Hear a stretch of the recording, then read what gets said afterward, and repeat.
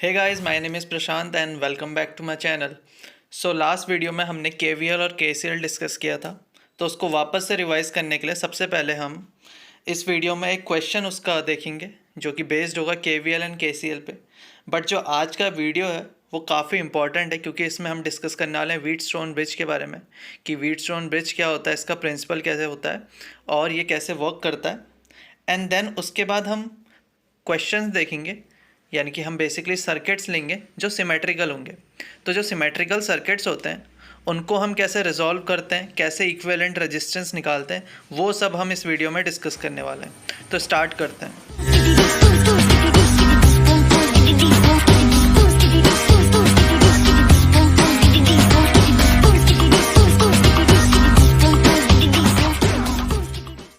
Question is, each of the resistors shown in figure has a resistance of 10 ohm and each of the batteries has an EMF of 10 volt. Find the currents through the resistors A and B in the two circuits. तो देखिए दो circuits दिए हुए हैं question में और एक register A है, रजिस्टर B है और बैटरीज जो दोनों लगाई हैं वो हैं 10 वोल्ट की। तो इनमें से किसी एक सर्किट को सॉल्व करते हैं, दूसरा आप ट्राई करना। तो देखिए पहला सर्किट कुछ ऐसा सा है, तो अब इसको हम सॉल्व करना स्टार्ट करते हैं। तो देखिए ये बैटरी 1 थी जिसका E1 से रिप्रेजेंट करता हूँ, ये बैटरी 2 है जिसको E2 से रिप्रेजेंट कर रहा हूँ, ये A ये B। तो किरचॉफ लॉ के अकॉर्डिंग सबसे पहले स्टेप स्टार्ट करते हैं कि करंट की डायरेक्शन। तो देखते हैं करंट यहाँ से सपोज फ्लो करना स्टार्ट करते हैं I, ठीक है। तो इधर को जाएगा I1 और इधर को जाएगा I माइनस I1। अब ये करंट घूम के यहाँ पहुँच जाएगा I1, ये करंट यहाँ पहुँचेगा I माइनस I1। तो सर्किट में करंट जाएगा नीचे को I according to the junction law, क्योंकि ये देखिए ये है I1, ये है I माइनस I1, दोनों को ऐड करेंगे तो आएगा I। तो करंट I जा रहा है इस ब्रांच में। अब स्टेप 2 होता है लूप्स डिसाइड करना, ABCD, यहाँ पे EFG। स्टेप 3 कोई भी लूप लो और उसको सॉल्व करना स्टार्ट करो, कहीं से भी चलना स्टार्ट करो। DABCD लेते हैं। क्या करना होता है, जहाँ पे बैटरीज लगी हैं उनको तो सिंपली लिखना होता है। यहाँ से चलना स्टार्ट करा, D से लेकर A में गए, बैटरी लगी है 10 वोल्ट की, साइन है पहले पॉजिटिव का तो प्लस का आ गया। फिर घूम के यहाँ पहुँचे, साइन है नेगेटिव, यहाँ पॉजिटिव, क्योंकि करंट की डायरेक्शन इधर को है, हायर पोटेंशियल से लोअर पोटेंशियल को जाता है करंट। माइनस का साइन और यहाँ पे है रेजिस्टेंस 10, करंट जा रहा है I1 इज इक्वल्स टू, वापस घूम के पहुँच गए वहीं पे 0। सो I1 का वैल्यू कितना आता है 1 एम्पेयर।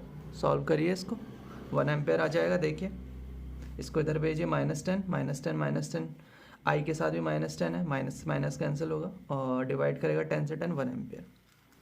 अब चलते हैं I फाइंड आउट करने के लिए। उसके लिए हम लेंगे DCBEFG,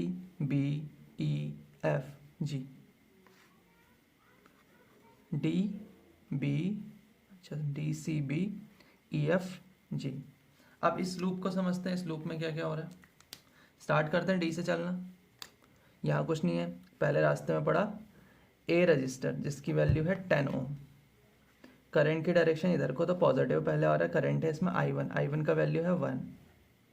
घूम के आओ, इस पे पहुँचे, करंट जा रहा है इधर से इधर, पॉजिटिव टू नेगेटिव, यानी कि +10 इंटू करंट है I।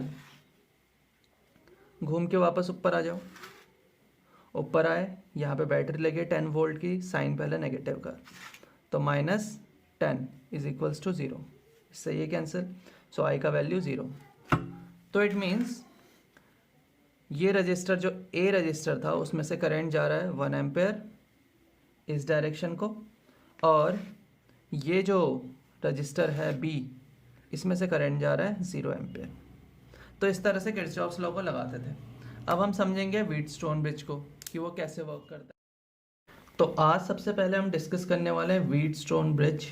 ये व्हीटस्टोन ब्रिज क्या होता है और क्या इसका प्रिंसिपल होता है और इससे हमें क्या बेनिफिट होता है, ये सब चीज़ें हम डिस्कस करेंगे। तो देखिए व्हीटस्टोन ब्रिज बेसिकली इसमें 4 रजिस्टर्स लगे होते हैं, R1, R2, R3, R4, और बीच में एक गैल्वेनोमीटर पुट किया होता है इस अरेंजमेंट के अंदर, और इस अरेंजमेंट को हम एक बैटरी से कनेक्ट कर देते हैं, उसका कुछ भी ईएमएफ हो सकता है, ई से रिप्रेजेंट कर देते हैं, ठीक है। अब व्हीटस्टोन ब्रिज का प्रिंसिपल ये कहता है कि अगर जो बीच में हमने गैल्वेनोमीटर लगाया है, ये जो गैल्वेनोमीटर बीच में पुट किया है, अगर ये ज़ीरो डिफ्लेक्शन दिखा रहा है तो इसका मतलब जो ये रजिस्टर्स हैं वो बैलेंस कंडीशन में। बैलेंस कंडीशन का मतलब R1 upon R2 is equals to R3 upon R4, यानी कि ऊपर के दोनों रजिस्टर्स को अगर मैं डिवाइड कर दूँ और नीचे के दोनों रजिस्टर्स को मैं डिवाइड कर दूँ तो दोनों का रेशियो सेम आता है अगर ये बैलेंस कंडीशन में है, ठीक है। सबसे पहले समझते हैं गैल्वेनोमीटर क्या काम करता है। देखिए, गैल्वेनोमीटर एक ऐसा डिवाइस होता है जो स्मॉल करंट को मेज़र करता है, यानी कि अगर इसमें से थोड़ा भी करंट पास होगा, इस ब्रांच में से, CD ब्रांच में से थोड़ा सा भी करंट पास होगा तो ये डिफ्लेक्शन कहीं ना कहीं शो करेगा, अगर इसमें से नहीं पास होगा तो नहीं दिखाएगा, ठीक है। और व्हीटस्टोन ब्रिज को समझने से पहले हमें कुछ चीज़ें पहले से पता होनी चाहिए, जैसे कि फ्लो ऑफ करंट या फिर direction of flow of current. देखिए, direction of flow of current यानी कि करंट कहाँ को फ्लो करता है, वो हमेशा higher potential to lower potential की तरफ को मूव करता है। जैसे सपोज ये पॉइंट A है, ये पॉइंट D है और ये आपकी बैटरी है, तो आपको पता है बैटरी में हमेशा current positive to negative move करता है, higher potential to lower potential की तरफ को मूव करता है। ये सब चीज़ें तो पहले से पता है। एंड सेकंड चीज़ कि अगर मेरे पास दो पॉइंट्स हैं, जैसे ये पॉइंट A है, ये पॉइंट C है, दोनों के बीच की अगर पोटेंशियल डिफरेंस मुझे फाइंड आउट करना है तो मुझे पता होना चाहिए according to the Ohm's law, अगर मुझे फाइंड आउट करना है किसी भी दो पॉइंट्स के बीच का पोटेंशियल डिफरेंस तो उसको रिप्रेजेंट करेंगे VAC से, और फॉर्मूला होगा ओम्स लॉ के अकॉर्डिंग जितना उसमें से करंट जा रहा है उस ब्रांच में से, यानी कि अगर मैं इसमें बोलता हूँ I1 करंट जा रहा है तो I1 इंटू जितना रजिस्टेंस है उसका R1, ठीक है। अब स्टार्ट करते हैं व्हीटस्टोन ब्रिज को प्रूव करना है कि बेसिकली हमें ये प्रूव करना है। तो देखिए, ये मेरा सर्किट था, इस सर्किट में करंट मैंने इधर को I1 दे दिया, इधर को I2 दे दिया, यहाँ से करंट I आ रहा होगा। अब इस स्टार्टिंग में ये बोल दिया गया है कि भाई करंट गैल्वेनोमीटर में ज़ीरो दिख रहा है, इट मीन्स ना तो ये जो I1 यहाँ पहुँचेगा और ये I2 यहाँ पहुँचेगा, ना I2 इसके अंदर जाएगा ना I1 अंदर जाएगा, तभी तो इसके अकॉर्डिंग या फिर इसके अक्रॉस करंट है ज़ीरो, तो I1 सीधा सीधा चले गया और I2 भी सीधा सीधा चले गया, तो इसमें करंट गया है ज़ीरो। अब ये चीज़ समझते हैं कि करंट किसी में से ज़ीरो क्यों जाता है, यानी कि करंट किसी के अंदर फ्लो क्यों नहीं कर रहा है। देखिए, सिंपल सी कंडीशन है, करंट इसके अंदर फ्लो इसलिए नहीं कर रहा है क्योंकि जो ये C पॉइंट है और D पॉइंट है, इन दोनों पॉइंट्स का पोटेंशियल सेम होगा। अगर दोनों का पोटेंशियल सेम है तो पोटेंशियल डिफरेंस ज़ीरो है, और पोटेंशियल डिफरेंस ज़ीरो है तो करंट उसमें से फ्लो नहीं करता है। ये चीज़ समझ में आ गया, क्योंकि अभी अभी फॉर्मूला देखा VAC यानी कि दो पॉइंट्स के बीच का potential difference is equals to I1 R1, जितना करंट उसमें से जा रहा है और जितना रेजिस्टेंस है। गैल्वेनोमीटर की रेजिस्टेंस होगी खुद की, लेकिन करंट क्या होगा वो हम फाइंड आउट करते हैं। सपोज I करंट जा रहा है, गैल्वेनोमीटर की रेजिस्टेंस दिखाई है G से, इज इक्वल्स टू आंसर होता है जीरो, क्योंकि पोटेंशियल डिफरेंस है दोनों के अक्रॉस जीरो, तो G can not be zero क्योंकि इसकी रेजिस्टेंस तो होगी, तो I ही जीरो हो सकता है, तो करंट इसमें से जीरो जा रहा है, यानी कि पोटेंशियल C पॉइंट पे पोटेंशियल इक्वल है VD के, तो इसका मतलब पोटेंशियल डिफरेंस दोनों के बीच का होता है जीरो। तो इसी का अब हम यूज़ करने वाले हैं, ठीक है। तो अब चलते हैं अपने मेन एम की तरफ, जहाँ पे हमें प्रूव करना है ये चीज़, ठीक है। तो ठीक है, स्टार्ट करते हैं। अब देखिए, टर्मिनल A पकड़िए और टर्मिनल C पकड़िए, इन दोनों के बीच का पोटेंशियल डिफरेंस अगर मुझे फाइंड आउट करना है तो मैं उसको लिखूंगा VA माइनस VC, यानी कि VAC is equals to according to the Ohm's law current और रेजिस्टेंस जितना है दोनों का multiplication I1 R1। Similarly VC minus VB अगर मैं फाइंड आउट कर रहा हूँ तो इसका वैल्यू होगा जितना करंट I1 और जितना रेजिस्टेंस R2, I1 R2। अब नीचे वाली ब्रांच की तरफ को चलते हैं, ठीक है। नीचे वाली ब्रांच में देख रहे हैं पहला टर्मिनल है A और D, यानी कि VA माइनस VD, इसका वैल्यू आ जाएगा I2 R3, और similarly VD minus VB I2 R4।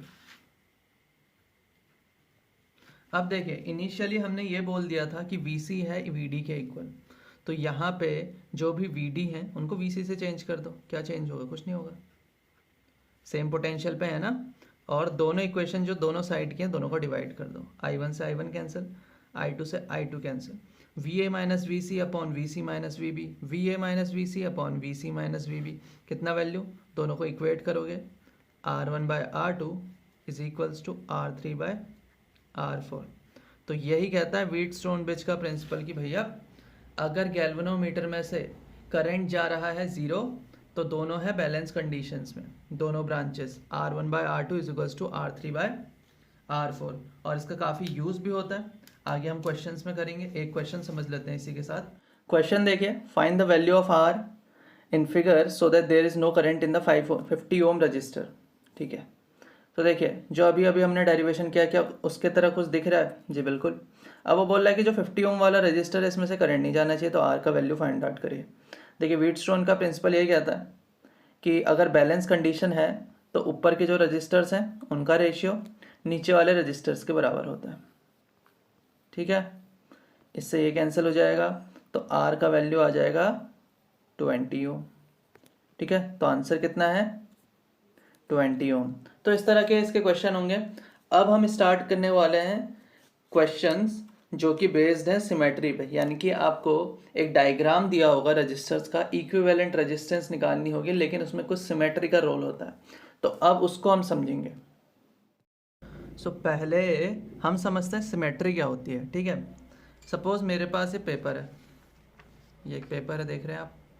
अब इसके एग्जैक्ट मिड पॉइंट से अगर मैं एक लाइन खींच देता हूँ, ये मैंने इस पर एक लाइन ड्रॉ कर दी, और उसके अबाउट अगर मैं इसको फोल्ड कर देता हूँ, इस तरह से मैंने जब इसको फोल्ड करा तो मैं देखूँगा कि जो इसका अपर हाफ है, ठीक है, ये जो पेज है अपर हाफ वाला, ये लोअर हाफ वाले पेज को पूरी तरह से सुपर इम्पोज कर रहा है। ठीक है, कर रहा है नहीं कर रहा है? और सिमिलरली जो लोअर हाफ वाला था जो ये है, ये अपर हाफ वाले को पूरी तरह से सुपर इम्पोज कर रहा है। ठीक है, तो ये होती है सिमेट्री। ठीक है, अब देखो ये थी जो यहाँ पे अभी आपने देखी वो सिमेट्री, और जो ये एक्सिस जिसके अबाउट ये सिमेट्री शो हो रही है उसको कहते हैं सिमेट्रिकल एक्सिस। ठीक है, इतना समझ में आ रहा है? अब कुछ चीज़ें तो होती हैं जो एक दूसरे को सुपर इम्पोज करती हैं, जैसे कि अगर मैं एक सर्कल की बात करूं तो सर्कल को हमेशा इसके डायमीटर के अलोंग अगर मैं फोल्ड करूं तो देखूंगा कि मिरर इमेज फॉर्म हो रही है, यानी सिमेट्री है कहीं ना कहीं। सिमिलरली अगर एक स्क्वायर को देखूं, मेरे पास एक स्क्वायर है, ये एक स्क्वायर है। अब इसके एग्जैक्ट मिड पॉइंट से अगर मैं कट कर रहा हूँ, यानी कि एक एक्सिस ड्रॉ कर रहा हूँ, तब भी सिमेट्री है। इस एक्सिस के अलॉन्ग भी सिमेट्री देखने को मिल रही है। ठीक है, सिमिलरली इस एक्सिस के अलॉन्ग भी सिमेट्री देखने को मिल रही है, और इस एक्सिस के अलॉन्ग भी सिमेट्री देखने को मिलेगी। बट अगर मेरे पास एक 90 डिग्री एंगल वाला ट्राइंगल है, यानी कुछ इस तरह से राइट एंगल ट्राइंगल है, जिसमें ये और ये दोनों इक्वल नहीं है, तो मैं किसी भी एक्सिस के अलॉन्ग अगर मैं लाइन ड्रॉ करता हूँ तो क्या सिमेट्री होगी? नहीं होगी। ये चीज़ समझ में आया? ठीक है, तो सिमेट्री यानी कि जब एक एक्सिस आप ड्रॉ कर रहे हैं तो एक साइड का जो पार्ट है वो हूबहू दूसरे साइड के पार्ट की तरह है, तो वो सिमेट्री कहलाती है। ठीक है, यानी कि जब मैं उस एक्सिस के अलॉन्ग उसको फोल्ड कर दूं और अगर वो दोनों साइड एक दूसरे को सुपर इम्पोज कर देंगी तो इसका मतलब वो सिमेट्री है। तो अब हम फाइंड आउट करने वाले हैं किसी भी सर्किट के अंदर सिमेट्री। ठीक है, अब इसके क्वेश्चन किस तरह से होते हैं कि सपोज आपको ये पूरा सर्किट दिया हुआ है, इसमें पॉइंट ए है, पॉइंट बी है, इनके बीच में इक्विवेलेंट रेजिस्टेंस कितनी है आपको ये फाइंड आउट करनी है। तो इस क्वेश्चन को अप्रोच इस तरह से किया जाता है कि पहले आपको फाइंड आउट करना होता है कि सर्किट सिमेट्रिकल है या नहीं है। तो देखिए 10 ओम 10 ओम 30 ओम 30 ओम, बीच में 50 ओम लगा। ए बी के अलॉन्ग यानी कि इसके बीच में कितनी इक्विवेलेंट रेजिस्टेंस है वो फाइंड आउट करना है। तो सबसे पहला काम ये होता है कि हम सिर्फ दो टाइप की सिमेट्री ही इसमें ले सकते हैं। जो भी आपको पॉइंट्स दिए हैं उसके 90 डिग्री या फिर जो पॉइंट्स दिए हैं उसी के डायरेक्शन में सिमेट्री देखनी होती है। ठीक है, ये चीज़ समझ में आया? तो अभी आप देखिए कि सिमेट्री किसके अलॉन्ग है, इस एक्सिस के अलॉन्ग है या इस एक्सिस के अलॉन्ग है। अगर इस एक्सिस के अलॉन्ग देखो तो यहाँ 10 ओम, यहाँ भी 10 ओम, यहाँ 30 ओम, यहाँ 30 ओम। इस एक्सिस के अलॉन्ग देखो तो यहाँ 10 ओम, यहाँ 30 ओम, यहाँ 10 ओम, यहाँ 30 ओम। तो यानी कि ये सुपर इम्पोज नहीं करेंगे। तो इस क्वेश्चन में जो सिमेट्री है वो है परपेंडिकुलर डायरेक्शन में, जो पॉइंट्स दिए हैं उसके 90 डिग्री पे सिमेट्री। तो ये चीज़ याद रखनी है कि कभी भी अगर जो पॉइंट्स हैं ए बी, इनके परपेंडिकुलर सिमेट्री होती है तो उस पर्टिकुलर टाइम में ये होता है कि जिस ब्रांच में जितना करंट एंटर कर रहा है उतना ही करंट एग्जिट करेगा। यानी कि I1 अगर यहाँ से एंटर कर रहा है तो I1 ही यहाँ से एग्जिट करेगा, I2 एंटर किया है तो I2 ही एग्जिट करेगा। अब ये पॉसिबल कब हो सकता है? ये पॉसिबल तभी हो सकता है जब I1 करंट 10 ओम से डायरेक्ट 10 ओम में चला जाए, बीच में ना जाए। सिमिलरली I2 करंट 30 ओम से डायरेक्ट इस वाली ब्रांच में चले जाए, बीच वाली में ना जाए। ठीक है, तो इसका मतलब क्वेश्चन काफ़ी इजी हो गया फिर तो, यानी कि बीच में रजिस्टर तो काम ही नहीं कर रहा है। तो अब ये जो सर्किट है वो कुछ इस तरह से देखने को मिलेगा आपको। ये पॉइंट ए है, ठीक है, दो ब्रांचेस हैं, ये 10 ओम, ये 10 ओम सीरीज़ में आ गए क्योंकि दोनों में सेम करंट जा रहा है। अगर दो सर्किट में सेम करंट जा रहा होता है, इसमें और इस ब्रांच में सेम करंट जा रहा है, बीच में कुछ भी डिवाइड नहीं हुआ, तो इट मीन्स ये दोनों सीरीज़ में, तो 10 ओम प्लस 10 ओम होता है 20 ओम, क्योंकि सीरीज़ में सीधे ऐड कर दो। और नीचे देखिए 30 ओम दोनों में सेम करंट जा रहा है, सीरीज़ में है, ठीक है, ये भी सीरीज़ में, दोनों को ऐड करो तो आ गया 60 ओम। और ये रहा पॉइंट बी, 60 20 दोनों पैरेलल में, कितना आंसर होगा 60 इंटू 20 अपॉन 60 प्लस 20, इक्विवेलेंट ऐसे निकालते पैरेलल में, ये हो गया आंसर, इतना ओम हमारा आंसर हो जाएगा। तो देखिए सिमेट्री थी तो ये वाले में करंट ही नहीं गया, अगर इसमें करंट ही नहीं जा रहा है तो इन दोनों के बीच की इक्विवेलेंट रेजिस्टेंस में हम इसको क्यों ऐड करें, ये इसका होना ना होना कोई मतलब नहीं करता। ठीक है, तो इसको हटा दिया तो क्वेश्चन काफ़ी इजी हो गया। अब हम कुछ क्वेश्चन देखने वाले सिमेट्री पे बेस्ड। क्वेश्चन देखिए, find the equivalent resistance of the circuits shown in figure between the points A and B, each resistor has a resistance R. देखिए अभी हम सिर्फ वो परपेंडिकुलर सिमेट्री वाले क्वेश्चन करने वाले हैं। तो देखिए ये क्वेश्चन दे रखा है फर्स्ट वाला, अब देखिए इसमें सिमेट्री किसके अलाउंग है, ये है ए, ये है बी, इस अलाउंग अगर आप देखेंगे तो सिमेट्री है जी, बिल्कुल है, क्योंकि हर एक रजिस्टर की वैल्यू है आर।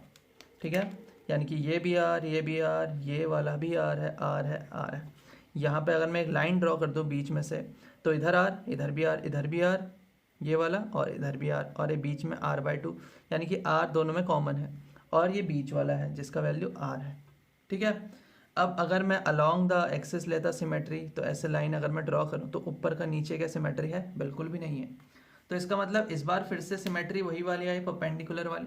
तो परपेंडिकुलर वाली सिमेट्री में जितना करंट एंटर हो रहा होता है जिस ब्रांच में, उतना ही करंट एग्जिट होता है। ठीक है, I1 इसमें एंटर हुआ, I1 ही एग्जिट होगा। ठीक है, ये तो सिंपल सा। I2 एंटर हुआ, I2 ही एग्जिट हो रहा है, I3 एंटर हुआ, I3 एग्जिट हो रहा है। ठीक है, अब देखो I3 इसमें एंटर हो रहा है और I3 इसमें एग्जिट हो रहा है, तो इसका मतलब यही है, ये तभी पॉसिबल है जब बीच वाले R में ये करंट बिल्कुल भी प्रोवाइड ना करे। ठीक है, तो इसका मतलब इस तरफ से तो करंट नहीं आ रहा है, ये पॉइंट ए ले लेता हूँ, तो यहाँ से करंट तो एंटर नहीं हो रहा है। अब I2 यहाँ से एंटर कर रहा है, I2 एग्जिट इसमें तभी करेगा जब इसमें करंट ना जाए, तो इधर से भी करंट नहीं जा रहा है। तो इसका मतलब जो ये ए बी ब्रांच अगर मैं लेता हूँ तो इसमें करंट है 0, तो इसको हटा दो, कोई काम का नहीं है, इसको हटा दिया। तो अब आपको देखने को क्या मिल रहा है, अब इस सर्किट में आपको देखने को ये मिलेगा कि भाई ये ब्रांच, इसमें दो रजिस्टर्स हैं, दोनों सीरीज में हैं। ठीक है, तो ये पॉइंट ए लो, ये पॉइंट बी लो। तो सबसे पहले जो I3 ब्रांच वाले हैं वो दोनों सीरीज़ में, दोनों को ऐड करके लिख दो, ये आ जाएंगे 2R। सिमिलरली I2 वाले में देखो, ये दोनों भी सीरीज़ में है, R प्लस R, 2R, और नीचे इसमें एक ही है और उसमें जितना करंट आ रहा है उतना एग्जिट कर रहा है, तो उसको सिंपल लिखो R। तीनों ब्रांच में करंट अलग अलग जा रहा था, अब ये पैरेलल में है। ठीक है, पैरेलल में क्या किया जाता है, 1/2R, 1/R equivalent find out करने के लिए 1/2R plus 1/2R plus 1/R कर देंगे, 2R लेंगे LCM, इसका हो जाएगा 2 + 1 + 1 4/2। ठीक है, 4/2R होगा, यानी कि 2/r हो जाएगा 1/r इक्विवेलेंट, तो r इक्विवेलेंट का वैल्यू हो जाएगा r/2। इतना आंसर आ गया। अब अगला क्वेश्चन देखते हैं। अगला क्वेश्चन दिया था ऐसे ही सा, ठीक है, थोड़ा सा यहाँ पे डायग्राम उतना अच्छे से नहीं बनाया बट इस तरह से ही था। तो अब वापस से सिमेट्री देखिए, एक लाइन बीच में से ड्रॉ कर दो, ये लाइन बीच में से ड्रॉ करो, सिमेट्री है नहीं है? बिल्कुल है। ये आर है, ये भी आर है, ये आर है, ये भी आर है, ये आर है, ये भी आर है, ठीक है,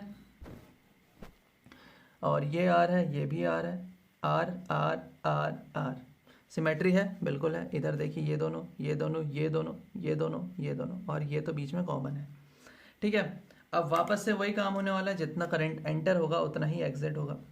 I2, I1, I3, यहाँ से भी एग्जिट होना चाहिए I1, I3, सॉरी बीच वाले में I2 है और इधर I3 है। अब देखिए I3 करंट यहाँ से गया, वापस आया, ठीक है, कोई दिक्कत नहीं है, बीच में कुछ भी हो वो बाद में देखेंगे।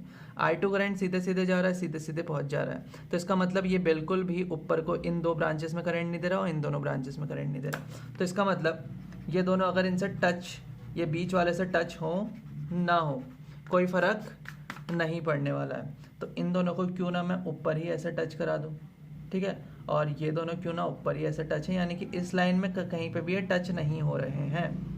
तो अब देखिए आर आर, इसमें करंट सीधे सीधे चला गया, I3 करंट यहाँ पे आया, थोड़ा इधर गया, थोड़ा इधर गया, यहाँ से घूम के इधर, अगर जैसे सपोज I4 इधर को जाता, ये I5 इधर जाता, करंट आ रहा था I3, ठीक है। I3 का वैल्यू कितना है? I4 + I5। अब यहाँ से I4 आया, यहाँ से I5 आया, अब इधर को जो करंट जाएगा वो होगा I4 + I5 यानी कि I3, तो I3 ही निकल रहा है, कोई दिक्कत नहीं है। सेम यहाँ पे भी होगा, करंट इधर को जाएगा, इधर को जाएगा, बाद में एंड होके वापस से I1 ही बन जाएगा। तो अब देखिए अब सर्किट कैसा सा दिखने में है, ठीक है। अब सर्किट बनाना स्टार्ट करते हैं। ये पॉइंट A होगा, ये पॉइंट B होगा। इनिशियली यहाँ से चलना स्टार्ट करो R, उसके बाद ये दोनों रेजिस्टेंस पैरेलल में है, ये वाली ब्रांच और ये वाली ब्रांच पैरेलल में है, ठीक है। तो सबसे पहले R है, बनाते हैं R को, ये रहा R, फिर उसके बाद ब्रांच आती है R, और ये दोनों सीरीज में है तो R + R 2R, तो ऊपर को है R और नीचे है 2R। फिर आओ यहाँ पे, फिर आ गया वापस से R,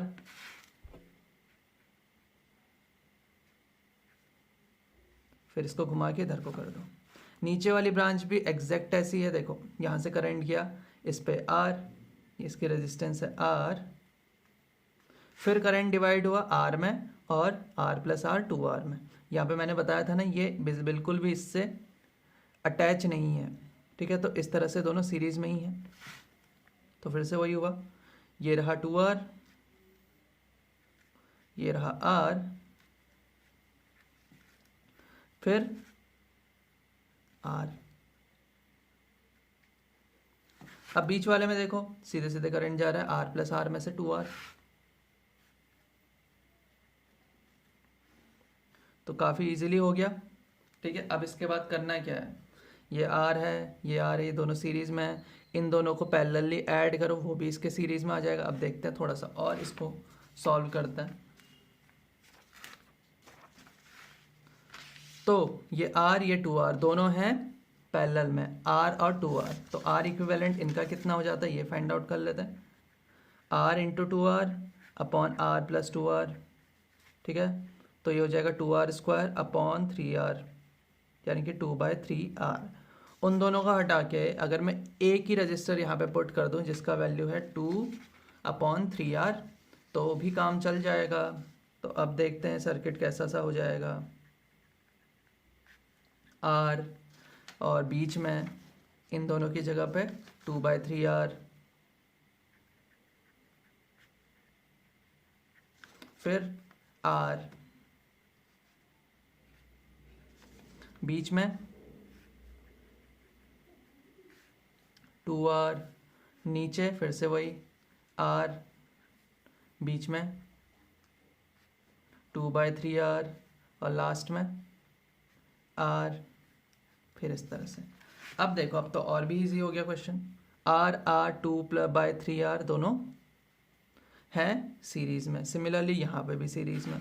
तो ऐड कर देंगे जब उनको, तो आर प्लस आर होता है 2r, और 2r में अगर ऐड करें 2/3r तो आंसर होता है 3 × 6, 6r प्लस 2r/3 यानी कि 8r/3।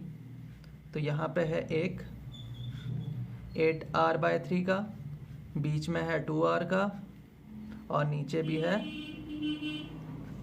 8r/3 का। ठीक है, अब फिर से ये तीनों हो गए पैरेलल में, तीनों पैरेलल में, तो 1/r इक्विवेलेंट का फॉर्मूला हो जाएगा 1/2r plus 1/8r/3 plus 1/8r/3। ये दोनों को ऐड करेंगे तो 1/2r प्लस 2 8r/3 यानी कि ऊपर चले गया। ठीक है, एलसीएम लोगे तो एलसीएम हो जाएगा 8r, ये हो जाएगा 4 प्लस 3 2 6 टाइम 10 यानी कि 10/8r होता 1/r इक्विवेलेंट। ये 5 ये 4, तो r इक्विवेलेंट का वैल्यू आ गया 4r/5। अब ये वाला क्वेश्चन देखिए, find the equivalent resistance of the circuit shown in figure between the point P and Q. Each resistor has a resistance R. ठीक है, अब देखिए इस क्वेश्चन को, अब इसमें भी देखते हैं कि कोई सिमेट्री है या नहीं है।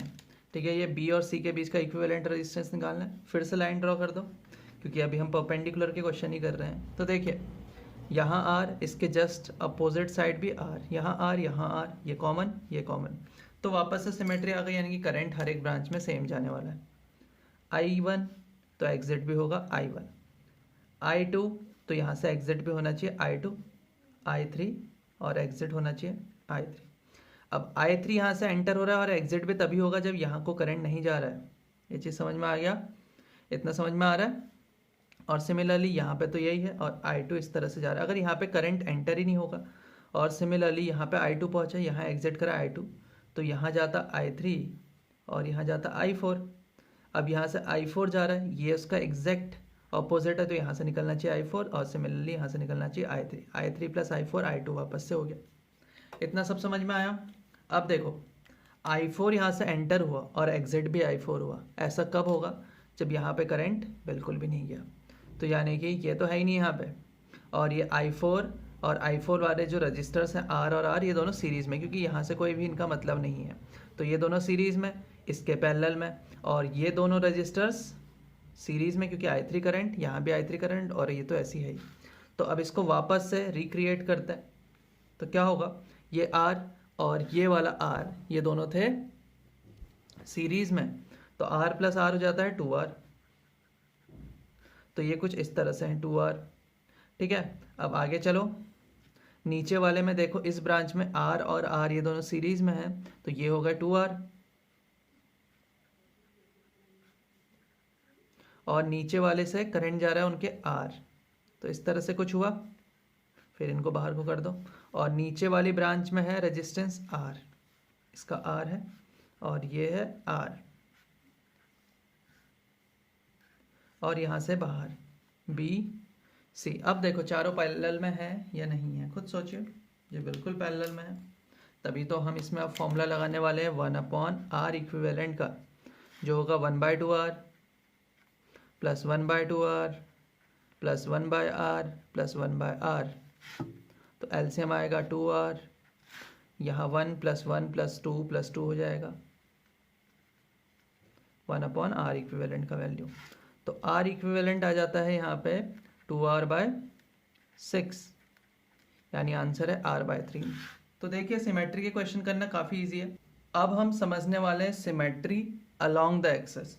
उसको समझने से पहले कुछ पैरेलल रजिस्टर्स के बारे में हमें पता होना चाहिए कि अगर मेरे पास एक सर्किट है जिसमें दो पैरेलल रजिस्टर्स लगे हुए हैं, ठीक है, और उनका वैल्यू है R,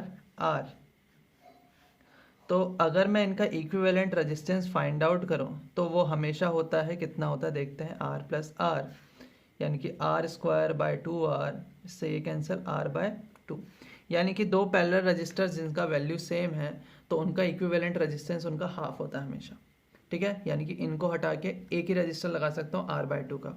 और दो रजिस्टर्स पैरेलल तभी होते हैं जब दोनों के अक्रॉस पोटेंशियल डिफरेंस सेम होता है। ये दो चीज़ें हमें पहले से पता है, ठीक हो गया। अब हम चलते हैं सिमेट्री में। तो इस बार अगर मैं परपेंडिकुलर लाइन ड्रॉ करूं तो ये है 10 ओम का, उसके अपोजिट है 30, ये है 10 ओम का, ये है अपोजिट 30, यानी कि सिमेट्री तो है नहीं। अब इस बार देखते हैं अलोंग द एक्सिस वाली सिमेट्री, ठीक है। तो अलोंग द एक्सिस जैसे ही मैंने देखा तो भाई देखा सिमेट्री है। क्यों सिमेट्री है? ये 10 ओम, उसके जस्ट अपोजिट साइड भी 10 ओम, 30 ओम, इसके अपोजिट साइड भी 30 ओम, तो सिमेट्री है। तो जब भी अलोंग द एक्सिस वाली सिमेट्री होती है तो सिमेट्रिकल पॉइंट्स का पोटेंशियल सेम होता है। समझ में आया? पिछले केस में करंट सेम जाता था सारी की सारी ब्रांचेस में, इस बार जो सिमेट्रिकल पोजीशंस हैं, ये वाली पोजीशन की सिमेट्रिकल पोजीशन है ये वाली, ये वाली पोजीशन की सिमेट्रिकल पोजीशन है ये वाली, इसकी ये वाली, तो इनका पोटेंशियल सेम होगा। अगर यहाँ का x है तो यहाँ का भी x, इसका y तो इसका भी y, इसका z, इसका भी z, ठीक है। तो अब चलते हैं इस क्वेश्चन को, यानी कि इस जो भी सर्किट को हमें दिया हुआ है इसको सिंप्लीफाई करने। तो अब हम एक नया सर्किट बनाने वाले हैं जिसमें ये पॉइंट है A और ये पॉइंट है B, ठीक है। अब यहाँ पे देखिए, ये मेरा रजिस्टर है जिसका रेजिस्टेंस है 10 ओम और इसके अक्रॉस पोटेंशियल डिफरेंस है एक्स वाई। नीचे देखिए इसका वैल्यू भी 10 ओम और इसके अक्रॉस है पोटेंशियल डिफरेंस एक्स वाई, ठीक है। इतना समझ में आया? तो एक्स वाई दोनों के अक्रॉस पोटेंशियल डिफरेंस सेम है, तो यानी कि ये दोनों है पैरेलल में। अब ये दोनों पैरेलल में है, दोनों का वैल्यू सेम है, तो इनका इक्विवेलेंट होगा इनका हाफ, क्योंकि अभी अभी मैंने आपको बताया था कैसे होता है। तो 10/2 यानी 5 ओम, यानी कि मैं एक टर्मिनल x ले रहा हूँ, एक टर्मिनल y ले रहा हूँ, उसके बीच में एक रजिस्टर लगा रहा हूँ जिसका वैल्यू है 5 ओम, ठीक है। तब भी कोई चेंज नहीं आने वाला। अब आगे देखिए, ये जो बीच में रजिस्टर लगा हुआ है इसके अक्रॉस इस तरफ भी पोटेंशियल है y, इस तरफ भी पोटेंशियल है y, दोनों तरफ पोटेंशियल सेम है, पोटेंशियल डिफरेंस होगा 0, तो करंट फ्लो करने वाला है नहीं इसमें, क्योंकि पोटेंशियल डिफरेंस है 0। जब पोटेंशियल डिफरेंस होता है तभी तो करंट फ्लो करता है, ठीक है। करंट फ्लो नहीं करेगा, तो इसको हटाओ, कोई मतलब नहीं है इसका। अब जाना है हमें y से z के बीच में, तो y से z के बीच में एक रजिस्टर लगा है 30 ओम का, यहाँ भी y से z के बीच में लगा हुआ है 30 ओम का। दोनों को हटा के एक लिख सकता हूँ मैं 30/2 यानी 15 ओम का, ठीक है, y से z के बीच में। तो y पॉइंट और z पॉइंट इन दोनों के बीच में एक रजिस्टर लगाना है 15 ओम का, ठीक है। और ये पॉइंट हो गया z है जस्ट बगल में b के। अब इसके बाद इसको सॉल्व करना काफ़ी इजी है। देखो 5 ओम और 15 ओम दोनों सीरीज़ में, 15 + 5 = 20 ओम, तो इक्विवेलेंट रेजिस्टेंस आ गया सर्किट का 20 ओम। अब क्वेश्चंस कुछ देखते हैं। क्वेश्चन है find the current measured by the ammeter in the circuit shown in figure, ठीक है। तो कुछ इस तरीके का सर्किट यहाँ पे हमें दिया हुआ है, ये अमीटर लगा हुआ है, ये करंट कितना मेजर करेगा, जिसमें जितना इसमें एंटर होगा I, अगर यहाँ से ये सेल में से स्टार्ट हुआ होता I करंट, ठीक है, तो एंटर होगा I करंट फाइंड आउट करने के लिए हमें पता होना चाहिए कि भाई ये पॉइंट A और पॉइंट B के बीच का इक्विवेलेंट रेजिस्टेंस कितना है, क्योंकि हमें EMF तो पता है, और by the Ohm's law 5 volt को अगर मैं डिवाइड कर दूं जितनी भी रेजिस्टेंस होगी इनके बीच की, तो वो देगा मेरे को करंट जो कि एंटर होने वाला है अमीटर के अंदर, ठीक है। अब इक्विवेलेंट रेजिस्टेंस फाइंड आउट करने के लिए फिर से हमें देखना पड़ेगा सिमेट्री कैसी है। देखो इसमें सिमेट्री दोनों टाइप की है वैसे तो, यहाँ से भी अगर आप ड्रॉ कर दो तो परपेंडिकुलर टू द एक्सिस भी है, बट अभी अभी हमने नया पढ़ा है अलोंग द एक्सिस वाला, तो अलोंग द एक्सिस देखने वाले हैं। तो लाइन ड्रॉ कर दो यहाँ पे 10 ओम 10 ओम 10 ओम 10 ओम 10 ओम 10 ओम। और कभी भी ये मत टेंशन लेना कि भाई ये तो आधा कट हो रहा है इसमें क्या हो जाएगा, इसकी टेंशन मत लो, यहाँ पे पोटेंशियल अपने आप सेम हो जाएगा, ठीक है। तो इनकी बिल्कुल टेंशन मत लो, ये सामने आमने वाले ही देखो। तो देखो भाई सिमेट्री तो है, बिल्कुल है अलोंग द एक्सिस भी। जैसे ही अलोंग द एक्सिस सिमेट्री होती है तो जो सिमेट्रिकल पॉइंट होते हैं वहाँ की पोटेंशियल सेम हो जाती है, यहाँ की पोटेंशियल x, यहाँ की पोटेंशियल भी x, ठीक है। यहाँ की पोटेंशियल y तो यहाँ की भी y, यहाँ की z, यहाँ की k कर दो, यहाँ की भी k कर दो। जैसे ही ये करा अब फिर से हमारा नया सर्किट बनने वाला है, ठीक है। इसको मैं रहने देता हूँ, सिर्फ A से B के बीच का बना रहा हूँ, ठीक है, A पॉइंट। अब देखो एक्स वाई पोटेंशियल डिफरेंस है एक्स वाई, यहाँ का भी पोटेंशियल डिफरेंस है एक्स वाई, ठीक है। तो यानी कि ये दोनों सर्किट्स हैं, यानी कि ये दोनों रजिस्टर्स हैं पैरेलल में। अगर ये दोनों पैरेलल में है तो वैल्यू होगा 10 और 10। देखो दोनों इक्वल रजिस्टर्स हैं, अभी मैंने बताया था कि हाफ हो जाता है इक्विवेलेंट रेजिस्टेंस अगर पैरेलल में है, यानी कि 5 ओम। ये रजिस्टर को देखो जरा, वाई वाई पोटेंशियल, यहाँ भी वाई यहाँ भी वाई, दोनों पॉइंट्स पे पोटेंशियल सेम है, करंट जाएगा नहीं, करंट जाएगा नहीं, तो इसको काउंट करने की ज़रूरत नहीं है, इसको छोड़ो आगे बढ़ो। इसका पोटेंशियल डिफरेंस है वाई जेड, इसका पोटेंशियल डिफरेंस है वाई जेड, दोनों हैं पैरेलल में, इट मीन्स दोनों का पोटेंशियल डिफरेंस सेम है, तो इनका भी इक्विवेलेंट रेजिस्टेंस बना दो, इनका हाफ करके 5। फिर से यहाँ देखो जेड जेड दोनों का पोटेंशियल, दोनों पॉइंट्स का पोटेंशियल सेम, करंट जाएगा नहीं, इसको फिर हटाओ। जेड के यहाँ पे भी पोटेंशियल डिफरेंस है जेड के, दोनों फिर से पैरेलल में, फिर यहाँ पे इनकी जगह पे हटा के एक ही लगा दो 5 ओम का। ठीक है, तो कभी भी ये टेंशन मत लेना कहाँ पे पुट करूँ। ठीक है, हाफ सर्किट हटा दो, बेसिकली करना क्या है, नीचे वाला सर्किट एलिमिनेट करो, उसकी जगह ऊपर वाले सर्किट को ही मॉडिफाई करके लिख दो। 5 ओम और जो यूज़ नहीं हुए जैसे 50 ओम, 50 ओम क्योंकि पोटेंशियल इन दोनों के पोटेंशियल डिफरेंस 0 है, यानी कि पोटेंशियल हर एक पॉइंट का सेम है, तो पोटेंशियल डिफरेंस 0 है, तो इनसे कोई मतलब नहीं है। तो ऐसा सा सर्किट बन गया आपका। 5 ओम 5 ओम 5 ओम तीनों सीरीज में 15 ओम, तो रेजिस्टेंस है आर इक्विवेलेंट है सर्किट की 15 ओम, वोल्टेज है 5 ओम, तो आई हो जाएगा ओम्स लॉ से 5/15। आंसर फाइंड आउट कर लो इसका कितना होता है। अब देखिए वापस से 41 क्वेश्चन को देखते हैं और इसको ट्राई करते हैं अलोंग द एक्सिस करने का, ठीक है, तभी आपको थोड़ा आइडिया हो जाएगा। अब देखिए वापस से देखिए क्या सिमेट्री है इसमें, बिल्कुल है, अलोंग द एक्सिस सिमेट्री है, ये आर, ठीक है, ये आर, ये भी आर, इसके जस्ट सामने ये आर, ये भी आर, ये आर, ये वाला भी आर, ये आर तो बीच में कॉमन है ही, ये आर, ये आर, ये वाला आर है, ये वाला आर है, ठीक है, तो इट मीन्स वापस से सिमेट्री है अलोंग द एक्सिस भी। तो अब स्टार्ट करते हैं इनको पोटेंशियल प्रोवाइड करना। ये पॉइंट कॉमन है दोनों में, ए बी, ठीक है, ये पॉइंट को दो एक्स, तो ये भी एक्स होगा, इसकी पोटेंशियल वाई तो इसकी भी वाई, बाकी ये पॉइंट बी हो चुका है। तो देखते हैं, अब स्टार्ट करते हैं। सबसे पहले यहाँ से देखते हैं ए एक्स, यानी कि जो ये आर है इसके अक्रॉस पोटेंशियल डिफरेंस है वी ए एक्स। अब इसके अक्रॉस भी देखिए पोटेंशियल डिफरेंस है ए एक्स, क्योंकि ये पॉइंट ए है, ये पॉइंट एक्स है, तो यहाँ पोटेंशियल ए थी, यहाँ पोटेंशियल एक्स थी, तो वी ए एक्स, ठीक है, यहाँ भी वी ए एक्स, ऊपर भी वी ए एक्स, यानी कि दोनों है पैरेलल में, क्योंकि दोनों के अक्रॉस पोटेंशियल डिफरेंस सेम है, दोनों का वैल्यू सेम। मैंने बताया था कि अगर दोनों का वैल्यू सेम, पोटेंशियल सेम, तो इक्विवेलेंट रेजिस्टेंस R/2, तो इन दोनों को हटा के कोई एक लगा दो। किस किस के बीच में, ए से लेकर एक्स के बीच में। सो ये पॉइंट है ए, और यहाँ पे लगाओ एक रजिस्टर इनका हाफ विच इज़ R/2, और ये पॉइंट एक्स, ठीक है। अब चलते हैं आगे। अब ये पॉइंट देखो, ये पॉइंट बी है, ये पॉइंट वाई है, अभी समझ में आ रहा है, ये पॉइंट बी है, ये पॉइंट वाई है, यहाँ की पोटेंशियल बी, यहाँ की पोटेंशियल वाई, यानी कि टोटल वी बी वाई। यहाँ पे देखो बी वाई देखा, तो यानी कि यहाँ की पोटेंशियल भी वी बी वाई, ठीक है। अभी वाई बी करें या बी वाई करें कोई दिक्कत नहीं, आंसर माइनस में आ जाता है, इससे हमें मतलब नहीं, हमें सिर्फ रेजिस्टेंस से मतलब है। देखो फिर से दोनों के अक्रॉस पोटेंशियल डिफरेंस सेम, तो R/2, इन दोनों को हटा के B और Y के बीच में लगा दो R/2, तो ये पॉइंट लेते हैं B, यहाँ पे लगाओ R/2, और ये पॉइंट लेते हैं Y, ठीक है, इतना समझ में आ गया। अब देखते हैं X Y के बीच में क्या हो रहा है।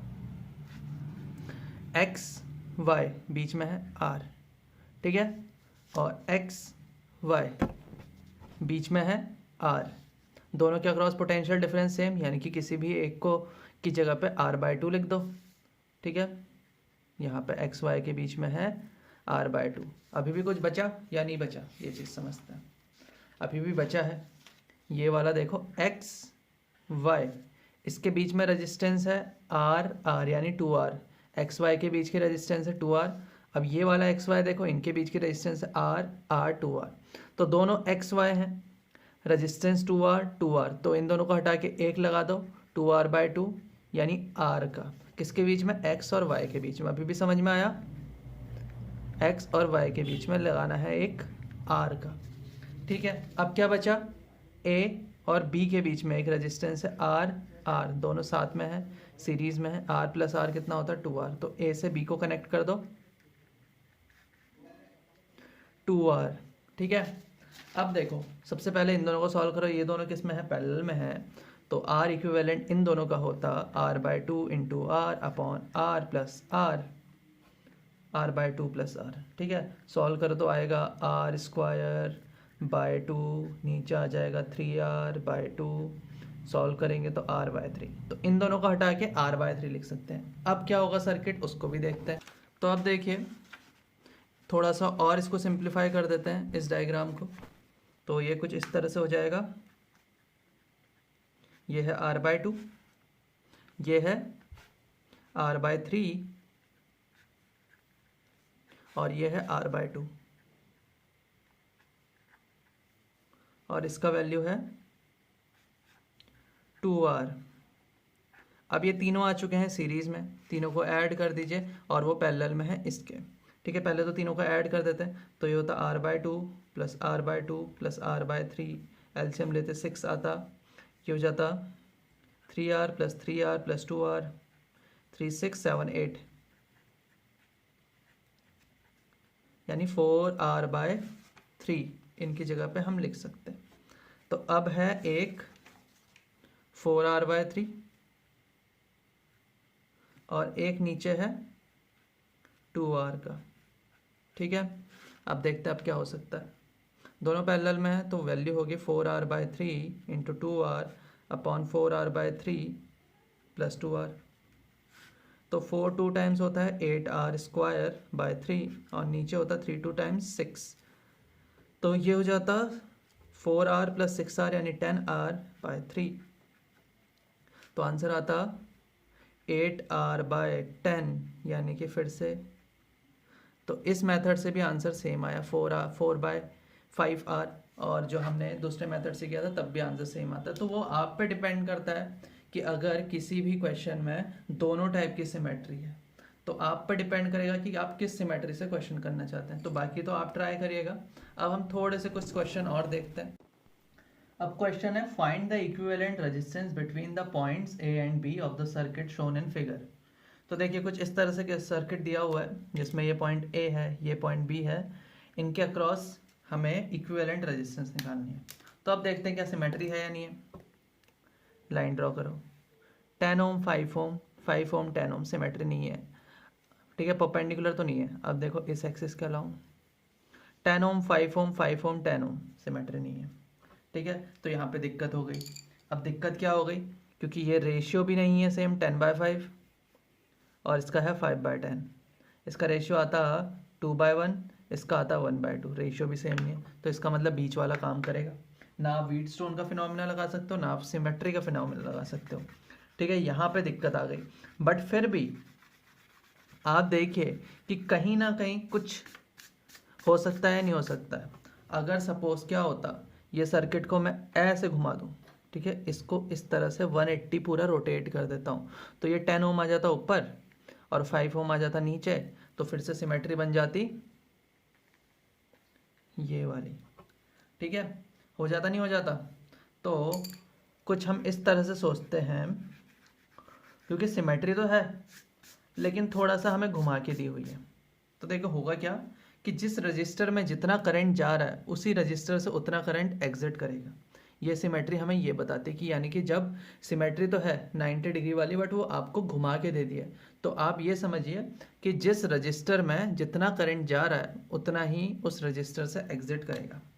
तो भाई मैं बोल रहा हूँ कि इसके अराउंड करंट जा रहा है I1, हमने सर्किट को दिया I, इसके अराउंड जा रहा है I1 10 ओम के अराउंड, तो इसमें से एग्जिट भी कितना करेगा I1 10 ओम के अक्रॉस जो भी करंट एग्जिट होने वाला है वो होगा I1। अभी भी समझ में आया, ये I था, ये I1 था, जंक्शन लॉ के अकॉर्डिंग यहाँ को जाएगा I माइनस I1। तो 5 ओम में एंटर करा है I माइनस I1, तो भाई वहाँ से एग्जिट भी करना चाहिए I माइनस I1। ठीक है, व्हीटस्टोन बेस्ड सिमेट्री, सारी सिमेट्री में ये होता था बीच में कोई करंट नहीं जाता था, लेकिन देखो करंट जा रहा है यहाँ से I1, यहाँ से निकल रहा है I माइनस I1, तो यानी कि यहाँ कहीं ना कहीं यहाँ भी करंट गया। कितना क्या होगा देखते हैं। ये I1 है, यह I माइनस I1, तो एंटरिंग करंट होता है एग्जिट करंट के बराबर। तो एंटरिंग करंट है I1, एग्जिट करंट है x plus I minus I1, x से रिप्रेजेंट किया यहाँ के करंट को। तो इसका वैल्यू आ जाएगा, इसको इधर भेजो, I1 minus I plus I1 यानी कि 2i1 माइनस आई। तो भाई 5 ओम जो बीच वाला है उसमें भी करंट जा रहा है, 2i1 माइनस आई। ठीक है, इतना चीज़ समझ में आया? ठीक है, अब आगे चलते हैं। अब देखो क्या कर देते हैं, सिंपल सा एक मेथड करते हैं, या तो किरचॉफ लॉ लगाओ, उससे भी कर सकते हो, ऐसे लूप लो, दूसरी लूप दो, आंसर निकालो, कोई दिक्कत नहीं है।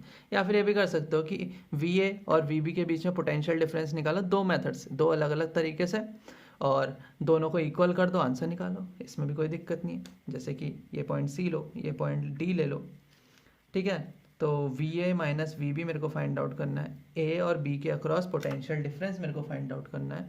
तो फॉर्मूला होगा, क्या होगा वो चीज़ समझते हैं। VA माइनस VC, A और C के बीच का पोटेंशियल डिफरेंस प्लस C और B के बीच का पोटेंशियल डिफरेंस। अगर मैं कर दूं VC माइनस VB, कोई चेंज आने वाला है? बिल्कुल नहीं आने वाला। देखिए VA माइनस VB है, माइनस VC प्लस VC में कोई दिक्कत नहीं है। VA माइनस VC अगर मुझे निकालना है, A और C के बीच का पोटेंशियल डिफरेंस, तो देखना पड़ेगा जितना उसके बीच में रेजिस्टेंस है और करंट जितना जा रहा है, 10i1, इसको मैंने लिखा 10i1, ठीक है। अब C और B के बीच का देखना है अगर पोटेंशियल डिफरेंस, तो देखो रेजिस्टेंस कितने का है और करंट कितना, 5i माइनस i1, तो आया 5i माइनस i1। थोड़ा सा इसको सिंप्लीफाई कर लो, 5i1 होता, 5i होता माइनस 5 प्लस, तो ये हो जाता 10i1 plus 5i minus 5i1, यानी कि ये इक्वेशन बन गई हमारी 5i प्लस 5i1। ठीक है, इतना समझ में आया? बहुत बढ़िया। अब दूसरे मेथड से निकालते VA माइनस VB। अब दूसरा देखो कौन सा रूट है जहाँ से जा सकते हैं, यहाँ से यहाँ पहुँचो, यहाँ से यहाँ पहुँचो, यहाँ से यहाँ पहुँचो, यानी VA minus VC plus VC minus VD plus VD minus VB। ठीक, पहले VA माइनस VC देखो कितना है, 10i1, VC माइनस VD है, यहाँ से यहाँ को जाते टाइम 5, और करंट जा रहा है 2i1 minus i plus 5 2i1 minus i plus इसमें से करंट जा रहा है i1 और रेजिस्टेंस है 10 ओम का, तो इसको करेंगे 10i1, इन सबको इधर उधर भेजो, तो इसको हो जाएगा यहाँ पे, इसका इतने करेंगे तो ये होगा 5i प्लस 30i1। ठीक है, तो मुझे फाइंड आउट करना है इक्विवेलेंट रेजिस्टेंस। अगर इक्विवेलेंट रेजिस्टेंस का मतलब होता है जितना भी पोटेंशियल डिफरेंस है ओम्स लॉ के अकॉर्डिंग, पोटेंशियल डिफरेंस यहाँ पे है VA माइनस VB अपॉन जितना भी करंट मैंने सर्किट को प्रोवाइड किया था I, इसको फाइंड आउट करना है। हमने दो इक्वेशन बना ली, VA माइनस VB की ये है, VA माइनस VB की ये इक्वेशन है। ठीक है, तो इस इक्वेशन में बेसिकली I चाहिए, यानी कि मुझे I1 को एलिमिनेट करना है। तो I1 को अगर मैं एलिमिनेट करना चाहता हूँ तो देखिए एक इक्वेशन तो ये है और एक इक्वेशन ये है। I1 को अगर मैं एलिमिनेट करना चाहता हूँ तो ये है 30i1, ये है 5i1, यानी कि अगर इस इक्वेशन को 6 से मल्टीप्लाई कर दूँ और दोनों इक्वेशन को सब्सट्रैक्ट कर दूँ एक दूसरे से, तो कहीं ना कहीं हो जाएगा एलिमिनेट। देखिए ये है 6 VA minus VB minus VA minus VB, इन दोनों को माइनस कर रहे हैं, 6 टाइम्स कितना होता है 30i माइनस कर रहे थे तो प्लस हो जाता, प्लस 5i, 5 कितना होता 30i1, और यहाँ पे ये प्लस का है, साइन चेंज होगा 30i2 क्योंकि माइनस किया हुआ है।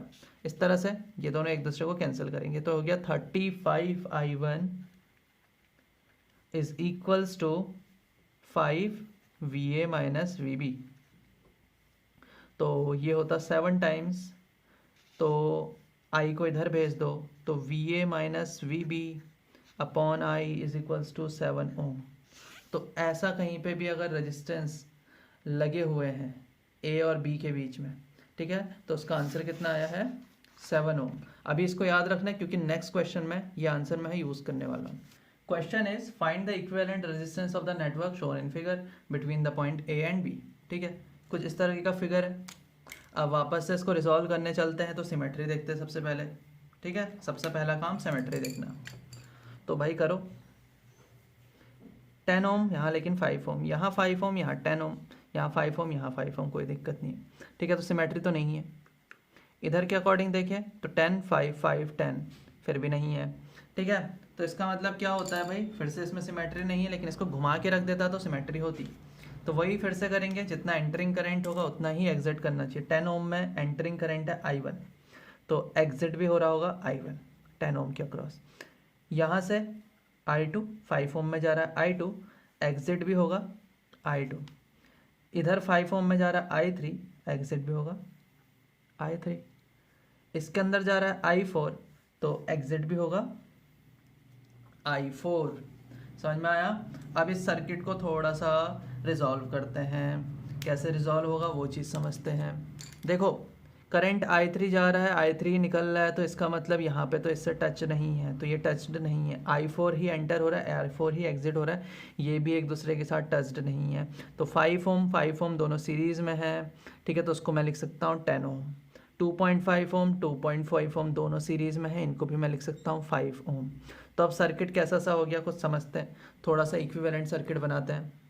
ये पॉइंट A, ये पॉइंट B, 5 ओम इसको मैं दिखा सकता हूँ ऐसे 10 ओम, A और B के बीच में था ना, तो ये रहा 10 ओम।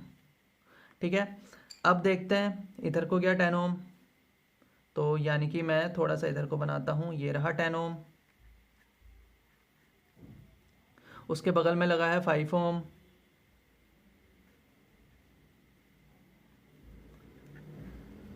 नीचे देखो 5 ओम, इस तरह से दिखा देते हैं, कोई दिक्कत नहीं है, 5 ओम, और यहाँ पे है 10 ओम।